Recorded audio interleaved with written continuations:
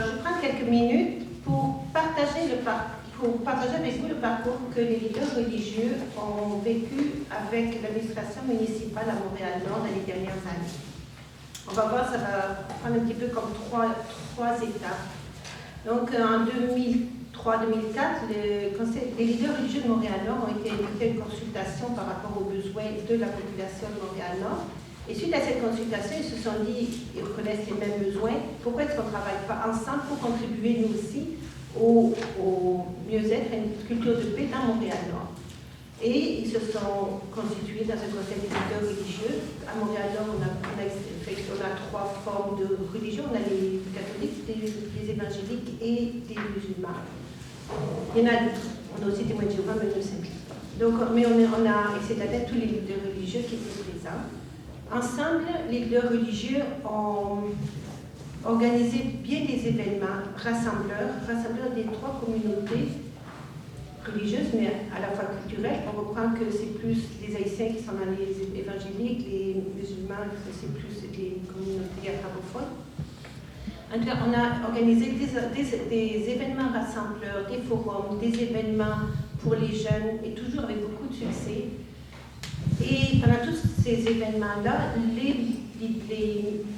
les élus municipaux, provinciaux, de province et du fédéral étaient présents, participaient avec beaucoup d'enthousiasme à nos événements et même les valoriser dans les ensembles. On a organisé aussi, les leaders religieux étaient devenus un réseau important pour le CLC, pour l'action bénévole, pour promouvoir comme une campagne pour le sang, des campagnes de prévention des maladies du rein, ou de promouvoir des événements dans l'arrondissement. Et aussi, à cette époque-là, les élus municipaux, le maire particulièrement, nous a appelés pour, par exemple, commémorer ensemble le décès, l'anniversaire du premier anniversaire du décès de Frédéric Villanueva, ou lorsqu'il y a eu le tremblement de terre en Haïti.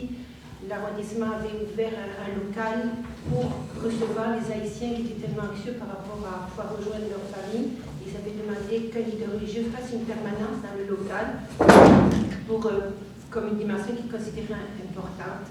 À plusieurs reprises comme ça, la municipalité a fait appel aux leaders religieux pour commémorer, pour participer à des événements plus tragiques. La dimension spirituelle est essentielle.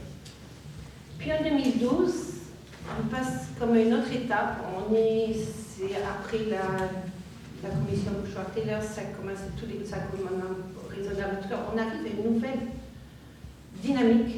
Et l'arrondissement, on voit dans les journaux qu'il y a une consultation qui va avoir lieu sur les nouveaux règlements concernant les lieux de culte. On est plusieurs leaders religieux se présentent là et questionnent quelques affaires. Les seules réponses qu'on a, vous inquiétez pas, vous inquiétez pas, vous inquiétez pas. Et finalement, aucun des points qui ont été questionnés à ce moment-là par les leaders religieux présents n'a été pris en considération. Là, il y a eu comme un affolement parmi les leaders religieux et il y a eu une rencontre. Alors là, c'est une mobilisation complète. Plus de 25 leaders religieux se sont réunis puis ont étudié ensemble les nouveaux règlements et ont mis sur papier des questionnements, des demandes, et ont demandé une rencontre avec le maire de l'époque. Rencontre qu'ils ont eue, le maire était un petit peu affolé parce qu'il a vu la foule à la porte, donc il a repris juste quelques représentants. Et la seule chose qu'il a eu à dire à ces gens-là, c'est « moi j'ai besoin de taxes, j'ai besoin d'argent, les communautés de foi, les lieux de culte n'apportent pas d'argent, ils sont des enveloppes, on veut des taxes ». C'est la seule chose, la seule argumentation qu'ils ont eu, aucune écoute. Donc, de retour en rencontre, les deux religieux ont décidé de s'adresser à la Commission des droits de la personne, parce qu'effectivement, il y avait des éléments des règlements qu'ils considéraient être à l'encontre des droits et libertés de la religion. Leur dossier a été retenu par la Commission des droits de la personne. C'était un peu long à répondre parce que c'était pas mal que la Commission traitait les problèmes de la charte de laïcité. Mais finalement, en janvier 2014, ils nous ont envoyé leur avis et exprimant qu'il y avait un aspect particulier qui de leur point de vue, était à la Cour de la liberté religieuse et il remettait en question. L'avis en question, c'était que l'arrondissement voulait que ne participe à la majorité d'un gros pourcentage de la population qui participe à un lieu de culte vienne du quartier de cet habitation, de ce lieu de culte, ce qui ne permettait pas l'établissement de lieux de culte autorisés à la Cour de la liberté religieuse.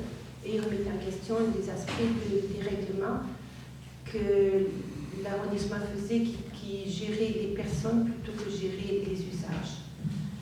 Donc, à partir de là, les leaders religieux ont fait appel à l'arrondissement, demandé des changements au règlement. Ça a été des téléphones, ça a été des courriels. Je suis secrétaire, je vous dis, on a fait beaucoup de demandes, des appels, courriels, des lettres. Jamais l'arrondissement n'a voulu nous recevoir. Aucune communication a été complètement bloquée.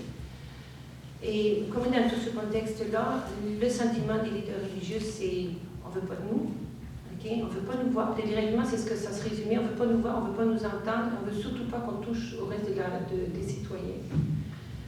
Et les manifestations se préparaient quand finalement le maire, à ce moment-là, a démissionné et une nouvelle mairesse a été. Alors là, on arrive dans un nouveau contexte où la mairesse qui était venue nous rencontrer, comme tous les élus, quand ils sont dans l'élection, ils viennent toujours à l'élu pour se présenter. La mairesse, comme elle avait promis, a eu une écoute. Elle a reçu les leaders religieux une première fois. Et là, vraiment à l'écoute. Et on a senti une reconnaissance du rôle important que jouaient les lieux de culte dans l'arrondissement, ou dans le vivre ensemble en général. Vous avez, dans la conférence d'affaires, vous en a donné un bon mot. Et on a senti une écoute. Il y a eu aussi une reconnaissance à cette rencontre-là que la municipalité précédente avait vraiment ignoré de façon inacceptable les leaders religieux. Parce qu'à cette réunion-là, on a appris qu'effectivement, les règlements avaient été changés en fonction du premier article, de la première recommandation de la Commission des droits de la personne. Et les élus n'avaient même pas trouvé, ça a été changé à cause du Conseil des leaders religieux. Ils n'avaient même pas averti les leaders religieux qu'il y avait eu un changement. Là, il y a eu un questionnement et clairement, la municipalité précédente ne voulait pas travailler en concertation avec les leaders religieux. Donc, on est dans une nouvelle dynamique avec une mairesse qui a une écoute, qui est conciliante, qui est même accueillante. On a eu une deuxième rencontre où finalement, le responsable de l'urbanisme nous a donné des réponses à la première lettre qu'on avait déposée au maire en 2012. Mais au fond, les réponses étaient plus une justification qu'une ouverture à une évolution ou un changement ou une consultation. Donc on en est là, un bel accueil, de l'écoute, une reconnaissance, mais on ne sait pas encore si l'écoute va aller jusqu'à une consultation qui pourrait amener à revoir certains aspects des règlements. On considère aussi qu'il y a l'aspect de la liberté religieuse, mais aussi il y a tout l'aspect de la reconnaissance du rôle que jouent les communautés de foi. Par exemple, un des règlements, c'est que d'abord, ce n'est que conditionnellement que les lieux de culte peuvent offrir des services à la communauté, et ces services ne doivent être offerts qu'exclusivement aux gens qui participent au lieu de culte de la communauté de foi en question. Donc, d'autres aspects, c'est qu'un lieu de culte ne doit pas avoir intégré dans sa bâtisse un espace de logement. Des choses comme ça qu'on remet en question pourquoi, et les explications qu'on reçoit ne sont pas du tout éclairantes. Donc, oui, on était d'accord, on comprend que la nécessité de règlement, de zonage, de règlement de gestion d'un arrondissement et des responsabilités, mais ça se fait à partir de quelle attitude? Une attitude de reconnaissance ou une attitude de dire on veut des taxes et puis les lieux de culte sont des nuisances, donc on veut réduire au minimum. Donc voilà.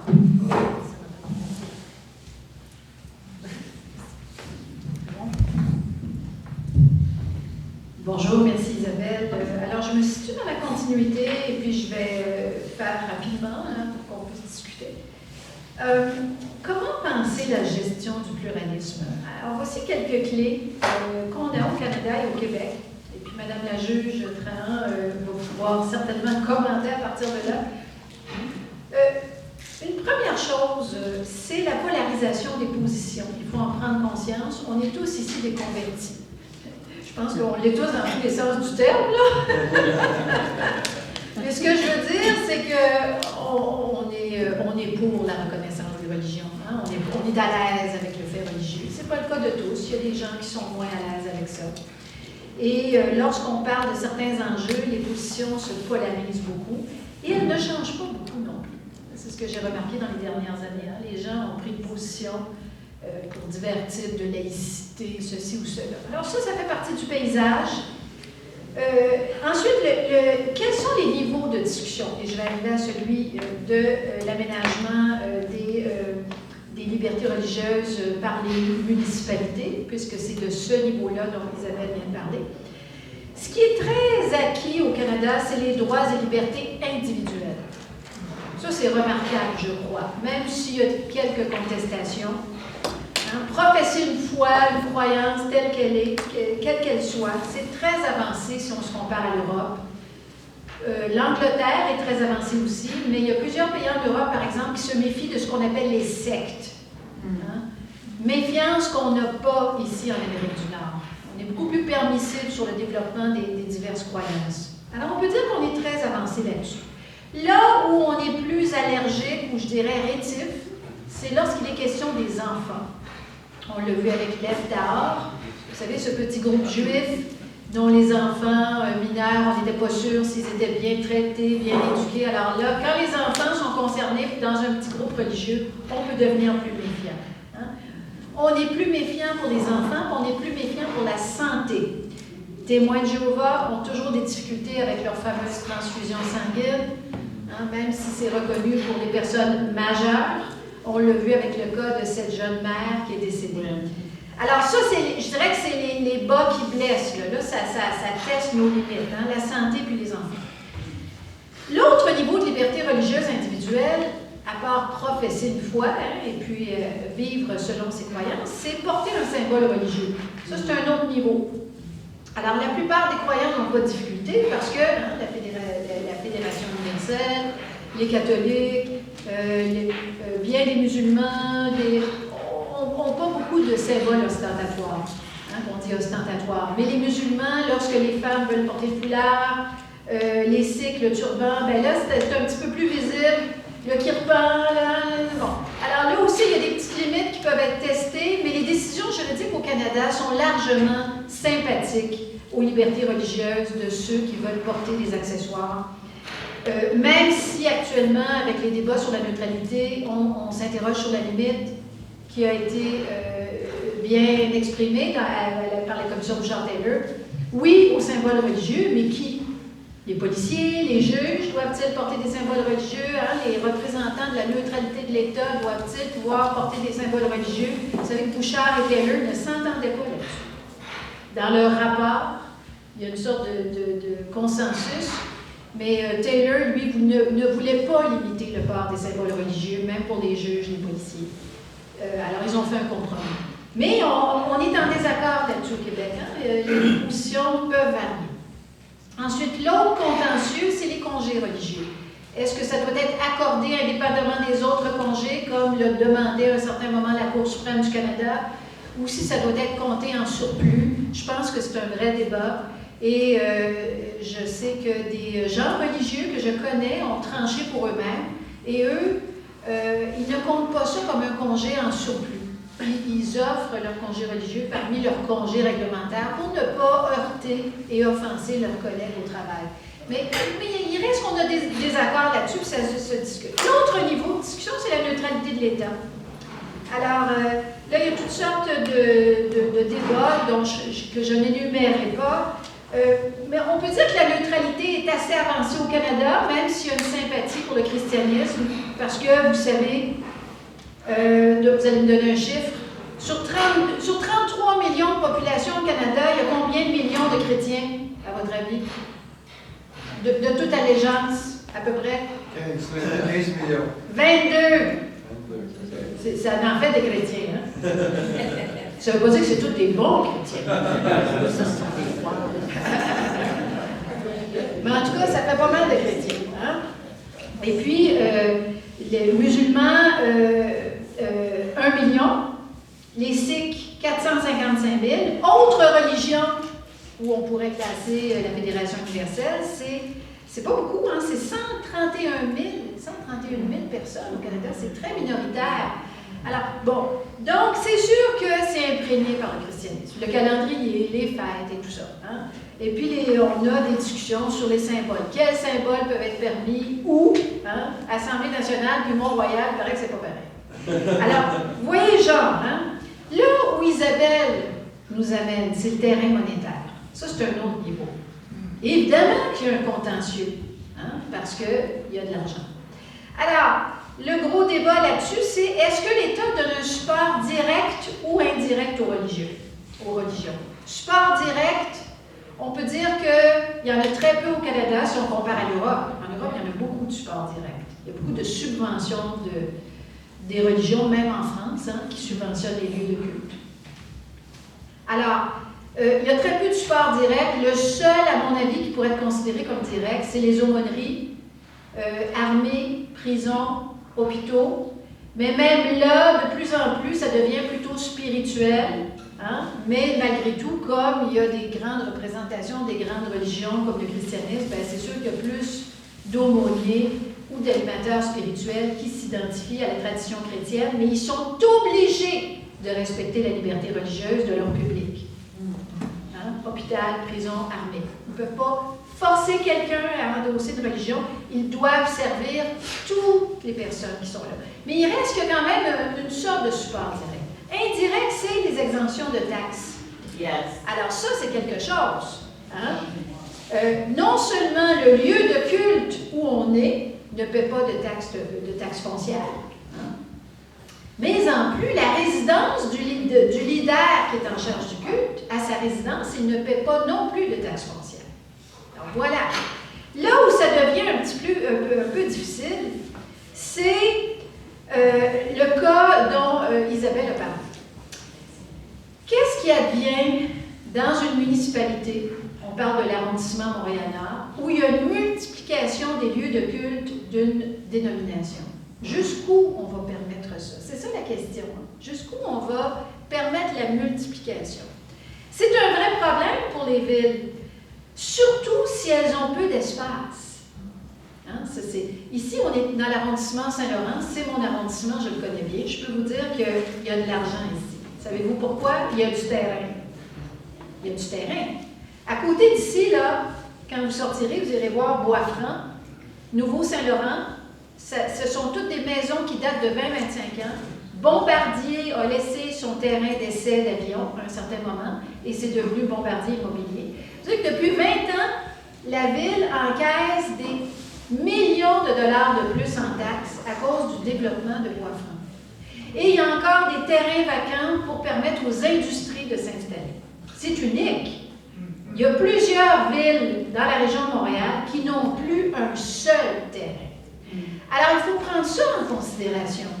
Quel est le contexte de Montréal-Nord au plan de l'espace disponible? Hein? Et c'est là que c'est vrai que les revenus sont importants parce que les revenus assurent les services aux citoyens. Alors, je suis très sensible à ce que Mme Lorrain a dit. Elle dit, écoutez, ils n'ont pas écouté les leaders. D'après ce que j'entends, c'est vrai qu'ils n'ont peut-être pas été des plus diplomatiques. C'est vrai que dire à un groupe religieux, tout ce qui m'intéresse, moi, c'est des taxes, c'est pas très gentil. C'est pas ce qu'on appelle prendre quelqu'un dans le sens du poil. Hein? Vous connaissez l'expression. Mais alors, là où il faut reconnaître, cela dit, que les leaders religieux de Montréal-Nord ont été entendus, puis ça, c'est propre au Canada, aux États-Unis, puis on ne trouve pas cette facilité d'accès en Europe. Ils ont pu aller à la Commission des droits de la personne, ils ont été entendus, leur cas a été analysé. Très important. Et ils pourraient faire appel s'ils ne sont pas satisfaits de l'avis. Ils pourraient aller au tribunal. Hein? Vous comprenez? C'est possible. Et c'est correct d'aller au tribunal, si on veut qu'un juge regarde ça de plus près. Pourquoi pas? Hein? Mais alors, je n'ai pas le temps de commenter la décision, mais ce que Isabelle vient de dire, qu'on a demandé à la Ville de ne pas restreindre l'accès aux lieux de culte aux seuls habitants du quartier, la Commission des droits leur a donné raison. Et c'est pour ça que la Ville a modifié son règlement. C'est comme ça que ça marche, une société de droit. C'est merveilleux. Mais la commission des droits ne leur a pas donné raison sur tout. Elle dit, vous savez, les municipalités ont des contraintes de gestion qu'une cour doit respecter. Hein? Alors, si les leaders religieux veulent franchir une autre étape et aller au tribunal pour approfondir la question, pourquoi pas? Hein? Mais je crois aussi que les groupes religieux doivent s'interroger. Hein? Il faut que ce soit dans les deux sens. Hein? Oui, il faut plus de reconnaissance de la part des groupes religieux, mais il faut aussi comprendre les contraintes des villes. Hein? Ils soulèvent la sécurité des lieux de culte, hein? leur entretien adéquat, le fait que parfois le voisinage est dérangé, et je vous laisse, c'est mon dernier mot, sur un exemple. Parmi les Haïtiens évangéliques, puisque c'est d'eux dont il est question, il y a plusieurs types de groupes. C'est comme les musulmans, hein, c'est comme les protestants, ils ne sont pas tous pareils. Hein? Alors moi, je connais un pasteur évangélique à qui j'ai longuement parlé de cette situation. Et voici quel a été son choix. Lui, il s'est installé ailleurs à Montréal. Et il m'a dit, je comprends les villes. Je ne leur demanderai jamais de m'accorder un permis de lieu de culte. Moi, ce que je fais, c'est que j'ai acheté un endroit, je paie des taxes, je loue le logement du haut et je fais des compromis avec le voisinage pour vivre en harmonie. Je consomme dans les commerces environnants, puis il dit, tout va très bien jusqu'ici. Donc, on n'a pas là le même son de cloche. Hein? On a une sorte de stratégie d'un pasteur pour installer sa communauté qui tient compte des contraintes qui sont exprimées par la municipalité. A-t-il raison, a-t-il tort? C'est à voir, évidemment. Mais moi, j'inviterais le Conseil des leaders religieux, s'ils persistent dans leur argumentaire, à demander d'aller au tribunal pour approfondir la question et tous les aspects du dossier, parce qu'il y en a plusieurs. Voilà. Ça a pris combien de temps? J'ai tellement prise que... Bon, OK, on est correct. On est correct. On est correct. On ne se va pas taper sur les doigts. Non. C'est pas... Madame Tran? D'accord. Merci. Alors, évidemment, c'est toujours une situation délicate quand je ne suis pas ici. Le caveat que je vais mettre avant de commencer, c'est que même si je ne suis plus juge, je parle quand même à titre personnel. Là, je ne représente pas l'institution dont j'ai fait partie pendant plusieurs années.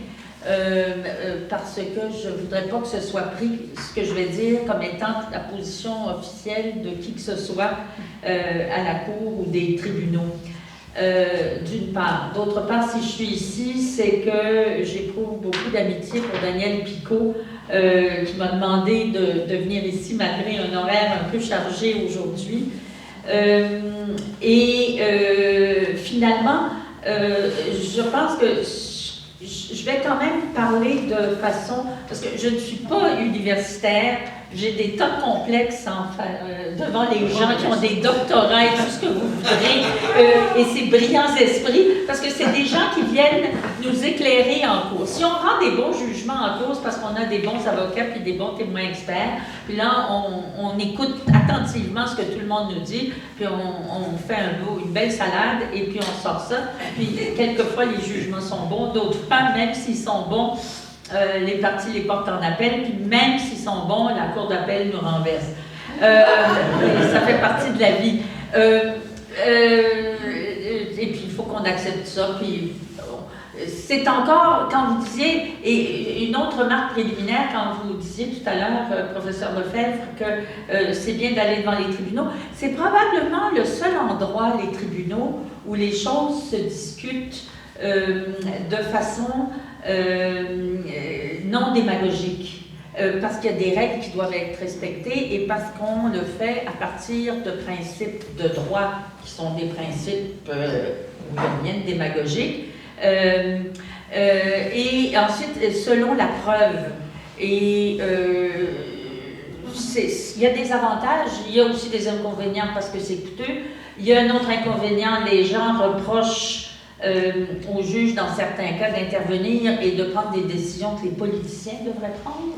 Alors, il faut faire extrêmement attention. Mais sur cette question et j'entrerai pas dans la situation très particulière de Montréal-Nord, parce que je dois dire que, bien que je vous ai écouté attentivement, j'ai pris quelques notes, je la connais pas assez bien, je connais pas tous les tenants et aboutissants, parce que ça, c'est l'autre caveat. Depuis que je suis à la retraite,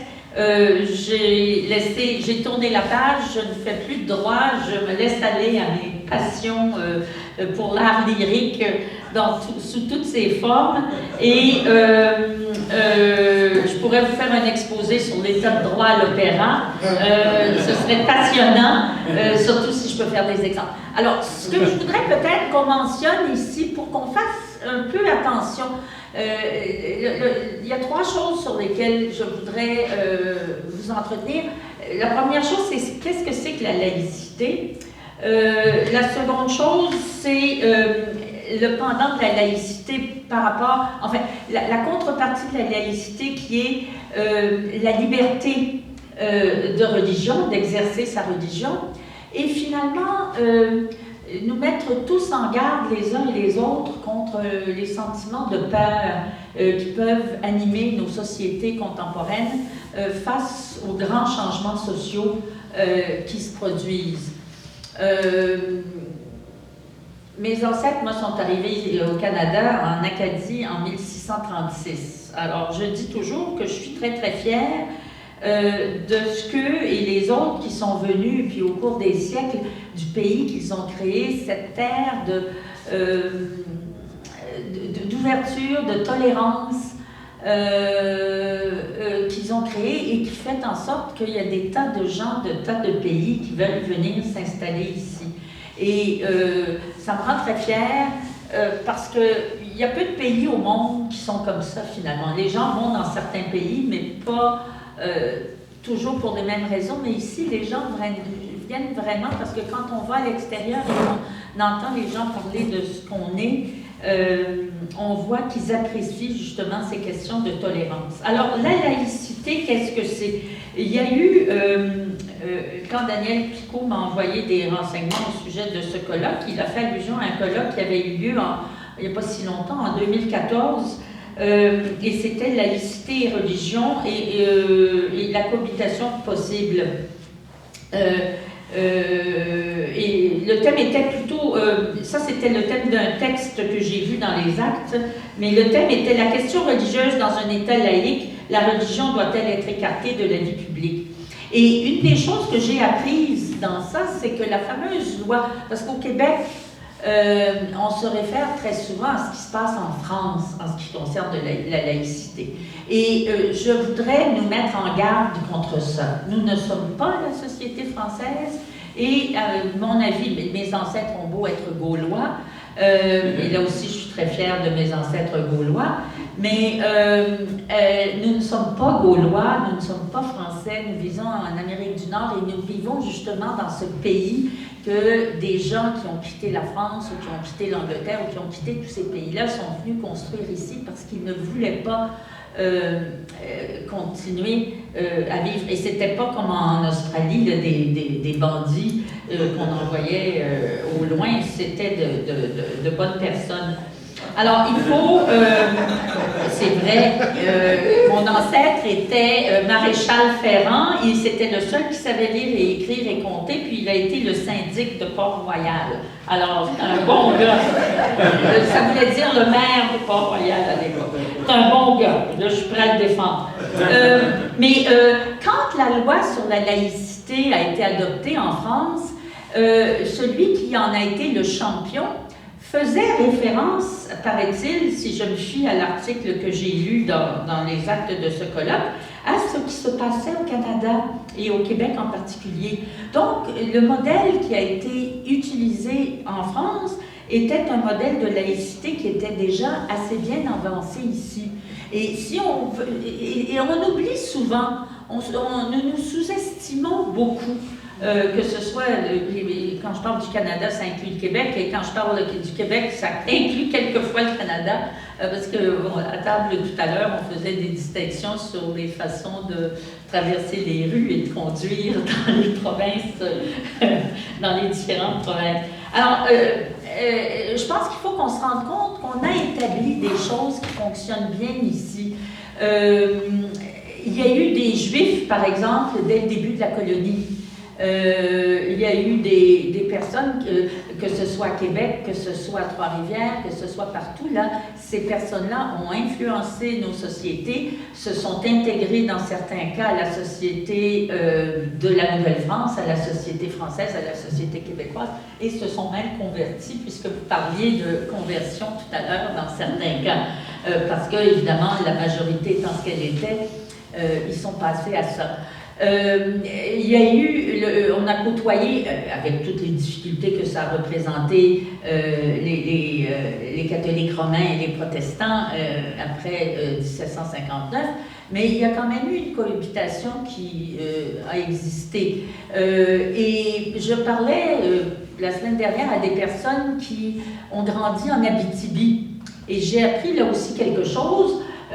C'est des personnes qui sont dans les 70 et 80 ans et elles sont allées, elles ont grandi là, les parents les ont amenées là et elles disaient, on avait des juifs, bon, des catholiques bien sûr, des protestants, des juifs, il y avait même des musulmans qui étaient là à l'époque et il y avait des tas d'autres personnes. Qui croirait que des villages comme Val-d'Or et Noranda avaient ces mélanges de sociétés et il y avait également des gens de Chine qui étaient là. Alors, on a une société qui est diversifiée depuis bien longtemps et qui a su créer des choses pour justement faire en sorte que ce vivre ensemble existe. Il y a des explosions qui existent en ce moment là parce on est dans une période charnière. Jacques Attali a écrit en 1992 un livre qui s'appelait 1492 et il comparait l'époque à laquelle on vit maintenant un peu l'époque entre le Moyen-Âge et la Renaissance à cause de brassage d'idées, à cause d'évolution sociale, à cause à l'époque, il comparait Christophe Colomb et ses aventures sur les mers à l'ouverture que nous donne Internet, et puis il comparait les grands déplacements de population à ce qu'on connaît maintenant avec toutes les crises migratoires. Et je pense que c'est assez vrai, cette période de transformation. Mais dans ça, comment définit-on la laïcité? La laïcité, c'est l'obligation qui est imposée à l'État de ne pas préférer une religion plutôt qu'une autre. C'est aussi simple que ça. Et c'est important dans un cas comme ici, où la religion, au Canada en général et au Québec en particulier, au Québec, la majorité a été catholique pendant bien longtemps. Elle se dit encore catholique, même si ce n'est que de nom, bien souvent. Et dans le reste du pays, ben, c'est la même chose, puisqu'on a 22 millions de citoyens sur 37 qui sont chrétiens. Alors, je pense que c'est très important dans des pays comme ça de justement avoir une certaine forme de laïcité. On a vu les excès que ça a donné autrefois quand on ne les a pas respectés. On n'a pas respecté ça. Et il n'y a pas si longtemps, mon père me racontait des tas d'histoires dans le temps de la guerre et puis dans le temps du Duplessis et de Monseigneur Charbonneau, qui avait été envoyé en Colombie-Britannique parce qu'il avait des idées trop à l'avant-garde pour ici. Et cette laïcité, elle ne doit pas... Elle est confrontée ou est-ce qu'elle s'oppose? On ne peut pas vraiment dire qu'elle s'oppose. Là, vous voyez tout mon esprit juridique qui revient parce j'ai des amis qui trouvent que c'est bien effrayant comment j'insiste sur les mots, puis je dis, ben, t'as dit tel mot, t'as pas dit telle autre chose, ça veut dire ceci. Alors, imaginez les discussions qu'on peut avoir quelquefois, mais c'est ça que les avocats font devant nous. Hein. Ils nous plaident sur... Ils vont monter les mots en tête d'épingle dans certains cas. Alors, en parallèle à la laïcité, il y a toutes ces questions de liberté de religion et de liberté de l'exercice de la religion. Et c'est cette autre valeur qui doit être respectée par l'État, puis être respectée par les citoyens qui ne sont pas de la même religion. Et ça s'applique à toutes les religions, pas uniquement aux religions minoritaires, mais aussi aux religions majoritaires. Et c'est quelque chose qu'on retrouve et qui a posé énormément de questions, qui a brassé notre société récemment, parce qu'il y a eu des causes qui sont allées justement devant les tribunaux. Et qu'est-ce qu'on a demandé, qu'est-ce que les tribunaux ont demandé, ont exigé comme critère? D'abord, il faut que des preuves soient apportées devant les tribunaux. On ne peut pas décider dans l'abstrait, parce qu'une chose qui me frappe très souvent quand on entend le commun des mortels ou quand on voit des affirmations péremptoires qui sont faites, que ce soit sur Facebook, dans les blogs, dans les journaux, à la télévision, sans parler de M. Trump, c'est des affirmations péremptoires sur des tas de choses sans qu'on regarde vraiment quels sont les faits. Alors, devant les tribunaux, quand on arrive, que ce soit avec l'affaire du Kirpan dans le dossier Moultani, que ce soit avec l'affaire des Soukottes, là, on est pas trop loin d'Outremont, puis les Soukottes, c'était les petites cabanes que les Juifs doivent mettre à l'époque de la fête de la Souka, qu'ils doivent mettre à la fête de la Soukotte. Il faut qu'on fasse attention encore aux mots. C'était dans les... comment ça s'appelle cet édifice-là? Le sanctuaire, merci. Et puis, c'est intéressant parce que je relisais la cause, c'était dans la partie près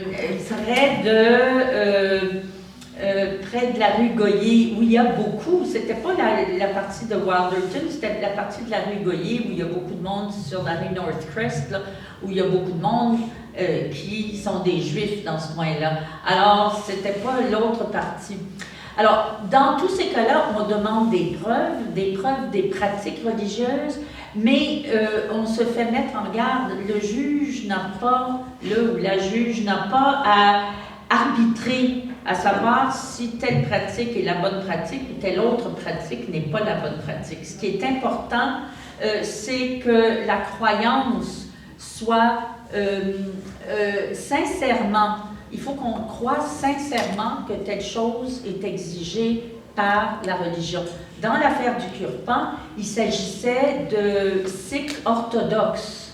Alors, c'est comme les Juifs orthodoxes. On a des Juifs très relax. Moi, j'ai des amis Juifs qui vont manger des crevettes alors qu'ils ne peuvent pas manger ça chez les orthodoxes. Et j'en ai une qui mange du porc sans aucun problème. J'ai des amis musulmans qui, à l'occasion, vont prendre du vin, là aussi sans aucun problème, mais ils se disent, ils sont musulmans. Alors, quelle est la croyance sincère? Et ces Sikhs très orthodoxes, le jeune homme qui était probablement très zélé et probablement très convaincu, là, il n'y avait pas encore tout son sens critique et puis pris du recul par rapport à certaines choses comme on en prend souvent dans la vie. Pour lui, c'était important d'avoir un vrai kirpan, ce vrai petit poignard en métal et tout. Alors, la Cour en est venue à la conclusion que les propositions d'entente qu'il y avait eu, parce qu'il y a eu une entente entre la commission scolaire et la famille, que c'était une proposition qui constituait un accommodement raisonnable. Alors, c'est sûr que pour des raisons de sécurité, je pense qu'il faut que j'arrête, je suis une incorrigible bavarde. Quand j'étais en cours, il fallait que je me taise puis que j'écoute. Maintenant que je peux parler, je parle. C'est juste que j'aimerais qu'on ait un petit peu de temps pour oui. des questions. Alors, je vais juste arrêter là-dessus. Disons, dans ce cas-là, je peux peut-être arrêter, puis s'il y a des questions sur le sujet, j'expliquerai un petit peu plus longuement. Mais c'est ces choses-là qui sont très importantes. Il faut qu'il y ait cet équilibre donc entre ce qu'est l'État et jusqu'où l'État, ou de quelle façon l'État doit rester absent, ne doit pas favoriser les religions, et par contre, de quelle façon les citoyens doivent accepter que des gens d'autres religions puissent manifester leur religion. Je déciderais, moi, d'avoir un reposoir de la fête Dieu chez moi. Ça n'existe plus, là, mais ça existait dans notre jeune temps, ça. J'espère que mes voisins juifs accepteraient que j'ai ça. Le jour où je faisais encore ma crèche sur mon terrain de Noël en avant, les voisins l'acceptaient, mes voisins hassidiques l'acceptaient, sauf que mes voisins,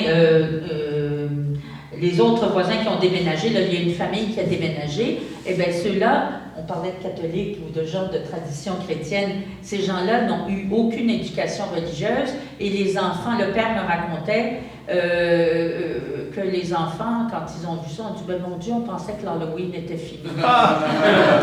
Alors, c'est pour ça qu'il faut qu'on fasse très attention. Il y a des chrétiens, les populations qui se disent chrétiennes, il y a ce grand vide, et ce grand vide cause souvent des tas de problèmes, et quand je parlais de peur, c'était ça. Et si on veut parler de peur, je pourrais répondre aux questions, mais une des choses qui m'a énormément inspirée dans mes façons de voir les choses, c'est le livre de Camille Malouf a écrit en 1998 à la suite des événements dans les banlieues de Paris. Et les Français se sentent envahis quelquefois, mais les Français n'intègrent pas toujours nécessairement leur minorité. Et c'est ça qui cause beaucoup de problèmes. Jusqu'à présent, on les a en général au Canada et au Québec intégrés, et je pense que c'est ce qu'il faut qu'on continue à faire, mais intégrer en les respectant. Parce que tout est une question de respect, d'acceptation. Et puis, moi j'ai des amis qui disent on ne peut pas changer. Mais c'est sûr qu'il faut qu'on change, parce que qu'est-ce que vous voulez? Je regarde mes neveux et mes nièces, ils ne vivent pas comme je vivais. Je leur raconte des fois des affaires, comment j'obéissais à mes parents, même quand j'avais 18 ans, parce que dans ce temps-là, à 18 ans, on était pas majeurs, puis on obéissait encore à nos parents. Pensez-vous que c'est comme ça que ça se passe aujourd'hui? Non. Alors, il faut qu'on évolue, puis il faut qu'on change, et puis il faut qu'on s'adapte. Alors, voilà, Madame la Présidente, je répondrai aux questions de Alors, et malheureusement, si c'est tout enregistré, ça, ben, on fera un peu attention à ce que je dirais.